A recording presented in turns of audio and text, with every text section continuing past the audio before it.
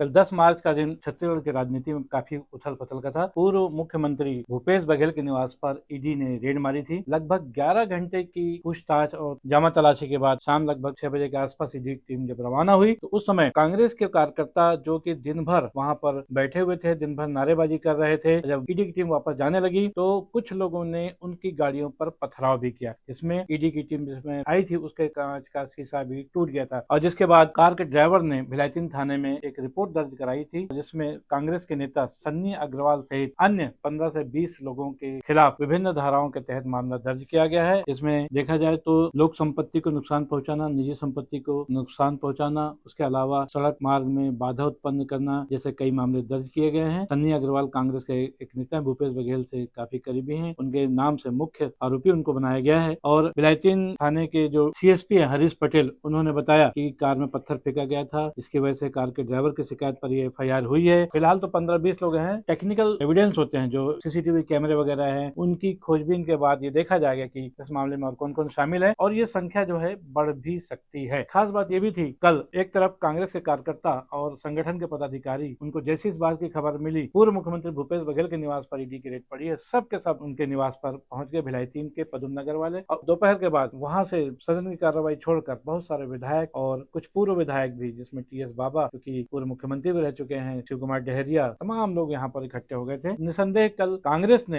एक अच्छी एकजुटता का परिचय दिया, जिसके कारण कहीं न कहीं ईडी की टीम बैकफुट पर नजर आ रही थी। लेकिन कल की जो घटना थी ईडी की रेड की, जिसमें ईडी की टीम के जाने के बाद भूपेश बघेल ने जिस अंदाज में उन्होंने पूरी बातों को जो दिन भर उन्होंने फेस किया था, उन सब चीजों का उन्होंने बताया, इससे कार्यकर्ताओं के हौसले और बुलंद हुए। और साथ ही साथ ये बात भी नजर आने लगी कि भले ही भूपेश बघेल मुख्यमंत्री पद से हट गए, लेकिन राष्ट्रीय स्तर के नेता वो जरूर बन चुके हैं। वैसे भी कांग्रेस ने उन्हें राष्ट्रीय महासचिव की जिम्मेदारी बनाते हुए पंजाब का प्रभारी भी बना दिया है और पिछले दिनों वो पंजाब के दौरे से लौटे ही हैं। पंजाब में फिलहाल आम आदमी पार्टी की सरकार है। कांग्रेस एक बार फिर वहां पर अपना वर्चस्व साबित करना चाहती है, इसलिए जिम्मेदारी भूपेश बघेल को दी गई है। और भूपेश बघेल ने पंजाब दौरे के समय वहां के जो पदाधिकारी हैं कांग्रेस के, उनको कुछ गुरु मंत्र भी दिए हैं, जिनका आने वाले समय में क्या उपयोग होता है, कितना फलीभूत होते हैं, समय बताएगा। लेकिन ईडी की कार्रवाई भूपेश बघेल के निवास पर हुई, उनके तमाम परिचितों के यहाँ लगभग 15 जगहों पर जिस ढंग से छापेमारी हुई, जिनमें राजेंद्र साहू, जिन्होंने दुर्ग लोकसभा क्षेत्र से पिछला चुनाव लड़ा था, काफी करीबी है, उनके घर में छापेमारी हुई। मुकेश चंद्राकर, जिन्होंने की वैशाली नगर से चुनाव लड़ा था, उनके घर में छापेमारी हुई।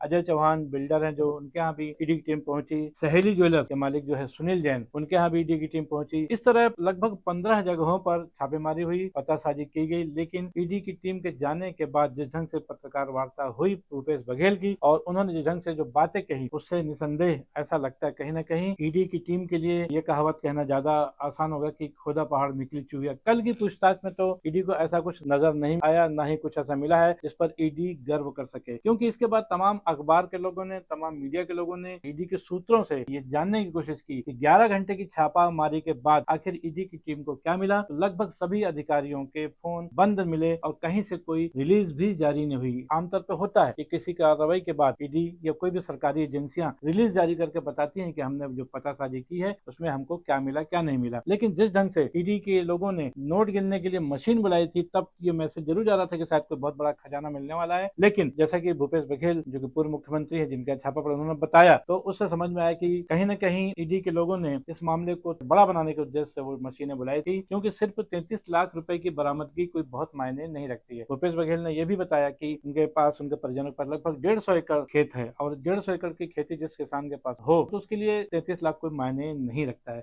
मशीन बुलाने की जरूरत नहीं थी। और अपनी बात के दौरान भूपेश बघेल ने यह भी बताया, पेन ड्राइव मिला है, उसमें मंतूराम पवार और डॉक्टर पुनीत गुप्ता, जो कि डॉक्टर रमन सिंह पूर्व मुख्यमंत्री भारतीय जनता पार्टी के उनके दामाद हैं, इनके बीच में आज से लगभग 10 साल पहले अंतागढ़ उपचुनाव को लेकर के एक जो बातचीत हुई थी, जिसमें मंतूराम पवार ने कांग्रेस की टिकट मिलने के बाद सरेंडर कर दिया था और भारतीय जनता पार्टी के लिए एक आसान निर्विरोध जीत का रास्ता बना दिया था अपनी तरफ से। उसमें जो सौदेबाजी हुई थी उसकी बातचीत उस पेन ड्राइव में मौजूद है। एक और मामला अभिषेक सिंह, जो कि डॉक्टर रमन सिंह के पुत्र है, उनसे संबंधित दस्तावेज था जिसको ईडी की टीम नहीं लगी। बहरहाल इन सब चीजों के बीच में तो समझ में आ गया, कल की जो ईडी की रेड थी उसमें ईडी को कोई हासिल नहीं हुआ है। और जाने से पहले ईडी की टीम ने भूपेश बघेल के पुत्र चैतन्य बघेल को एक नोटिस दिया, एक सम्मन दिया और उनको ईडी दफ्तर में पूछताछ के लिए बुलाया है। आज दोपहर तक चैतन्य बघेल ईडी के दफ्तर नहीं पहुंचे थे। इधर पूर्व मुख्यमंत्री भूपेश बघेल और तमाम कांग्रेस पार्टी ने ईडी की उस कार्रवाई जो उन्होंने कल की, उसके विरोध विरोध में प्रदेश के सभी जिलों में आज शाम धरना प्रदर्शन का कार्यक्रम रखा है, पुतला दहन का कार्यक्रम रखा है। छत्तीसगढ़ के सभी जिलों में कांग्रेस जन आज शाम को ईडी की कार्रवाई जिस तरीके से रवैया अपना रहे हैं उनके खिलाफ सभी जिलों में प्रदर्शन करने जा रही है। इसके पहले दुर्ग में आज सुबह 11 बजे के आसपास युवक कांग्रेस से जुड़े हुए शिशिर कांत कसार और उनके तमाम साथियों ने होटल मान चौक पे न सिर्फ प्रदर्शन किया बल्कि पुतला दहन भी किया। आइए देखते हैं उससे जुड़ी हुई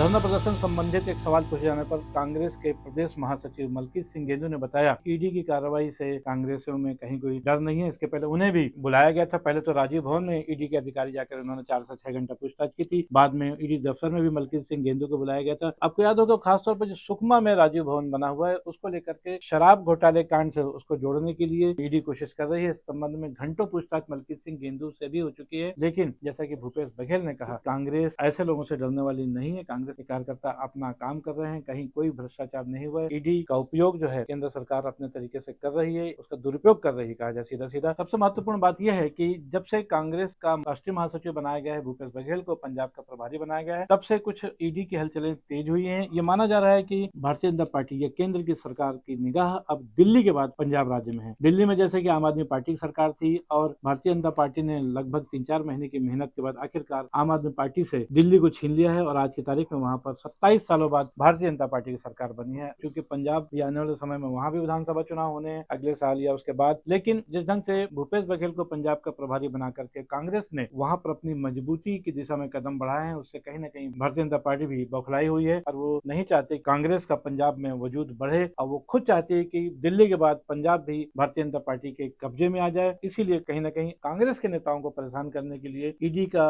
उपयोग उसी ढंग से किया जा रहा है जैसे दिल्ली में आम आदमी पार्टी के नेताओं के खिलाफ किया गया है। कांग्रेस के लोग भारतीय जनता पार्टी, ईडी या उनके सरकारी एजेंसियों से कैसे निपटते हैं ये तो आने वाला समय बताएगा। लेकिन आज की तारीख में जबकि भूपेश बघेल ने जिस तरह कल अपने निवास पर तमाम कार्यकर्ताओं को संबोधित करते हुए कहा कि आप लोग सतर्क रहिए, ईडी की कोई भी कार्रवाई कांग्रेस से किसी भी नेता के खिलाफ कहीं पर होती है तो उसका उसी तरह पुरजोर विरोध होना चाहिए जैसे कि कल उनके निवास पर हुआ है। भूपेश बघेल की सीख आने वाले समय में कितना काम आएगी, कितना उसका अनुसरण होगा ये तो समय बताएगा। लेकिन तब तक बने रहिए न्यूज T20 के साथ। मैं हूं बीडी निजामी। आज के लिए बस इतना ही। खबर को लाइक करना ना भूलिए और चैनल को सब्सक्राइब करना भी। कल फिर मिलेंगे किसी नई खबर के साथ, तब तक के लिए दीजिए इजाजत। जय हिंद, जय भारत, जय छत्तीसगढ़।